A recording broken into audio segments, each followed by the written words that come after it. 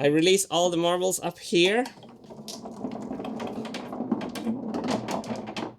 2 in each. Yes.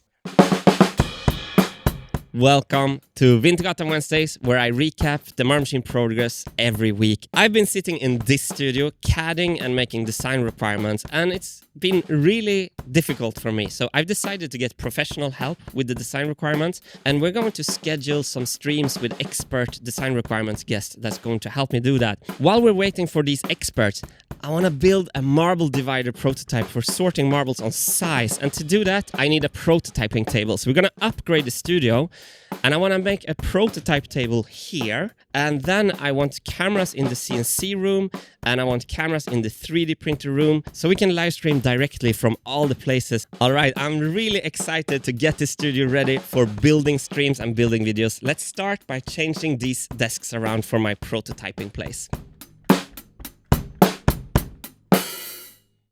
Okay, so finally I have a prototyping station. We have the computer station over there, and here is the prototyping station. And the desk is height adjustable, so I can raise it to a perfect standing position. It's a flexi spot desk, and I really like it. We built this softbox here from recycled materials, cardboard and packing plastic. Turns into a really nice little softbox. I think the background being skin tone, the plywood color, like skin tone, is not good. It's not flattering. So we're gonna remove the background and make it blue so the orange skin tone can contrast the teal background. I have these acoustic panels from France that I was like, let's put them in the basement. But then we realized perhaps these can be actually a nice background with good lighting. So I was thinking that we can use this height adjustable table to make this setting up really, really simple.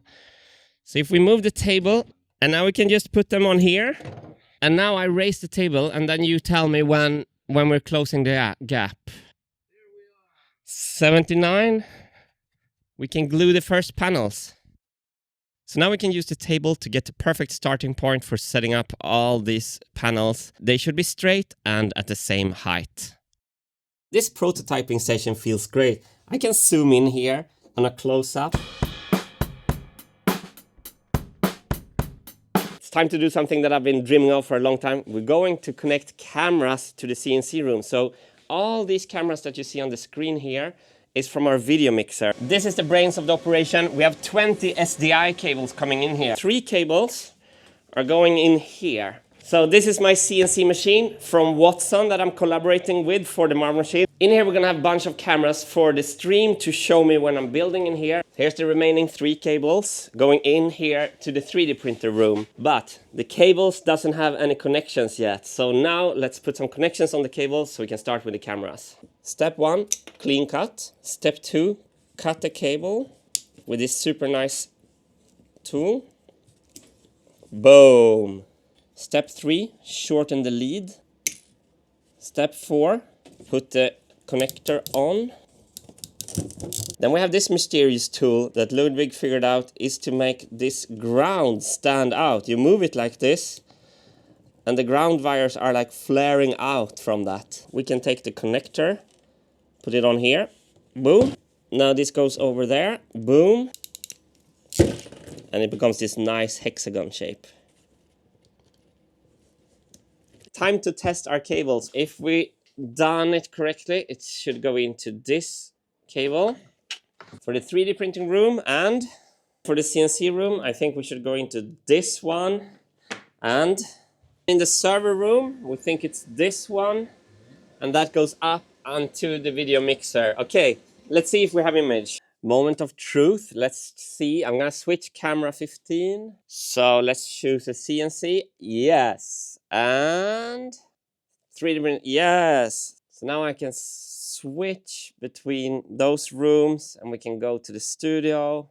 Okay, we have cameras in the studio. We have cameras here as well. And whenever I need to 3D print something, we can follow the action in here as well. Fantastic. Let's do a fun prototype to see if we can sort marbles on sizes easily. Plywood, marbles, and aimless tinkering. The bread and butter of this channel. It's back, everyone. Let's remove these. Tinkering, tinkering. Let's put this on an angle. Oh no, well, I guess that was inevitable. I hate spreadsheets and design requirements. Hate spreadsheets and design requirements. I have a really simple plan here. The marbles are gonna roll here. And by increasing the hole underneath here, the smaller marbles are going to roll first, down, and the big ones later. Let's try again.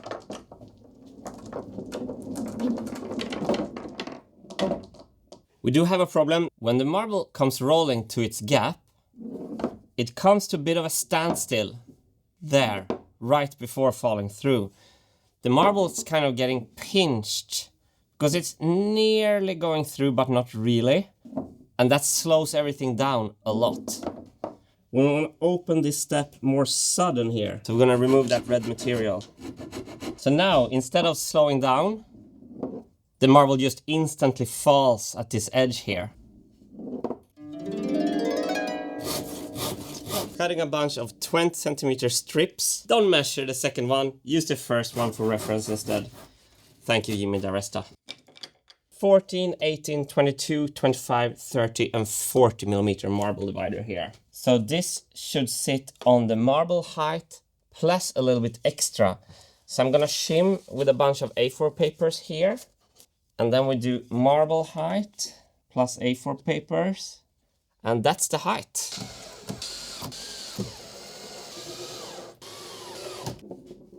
Okay, 14. Now let's see how the 18 rides on 14. Great. 22. 30 should fall here. All right. 40, I think we've done it. Haha, haha, haha. I think this is working. Let's turn the prototype around so I can show you better. I'm adding these segments so that the marbles gets collected.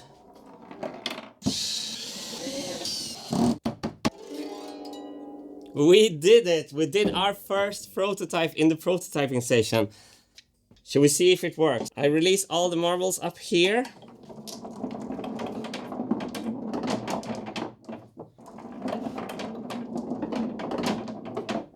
Yeah, it seems really stable actually. 2 in each. Yes. Speed is one important aspect of a marble divider, and I think this is much faster than what we had before.